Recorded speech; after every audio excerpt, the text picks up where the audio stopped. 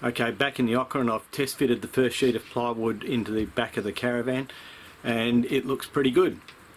Just going to rip it up shortly and waterproof the base of it, and then we'll be hot to trot.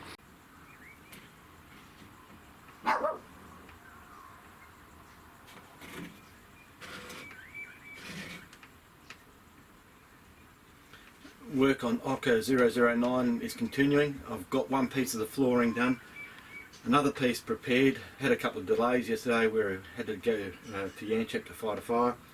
I'm just making up some plates to go underneath the two boards where they join to keep them sturdy, and I'm just waterproofing everything with some bitumen type paint. Hopefully that'll stop the floor from rotting for a few more years.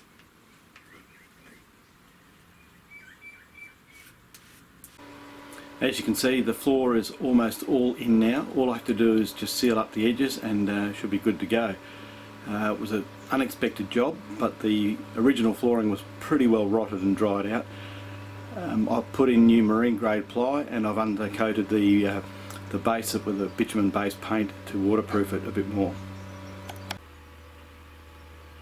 The dashboard wiring still looks a bit crap. I've got the dashboard plate out and the switches have actually finally arrived.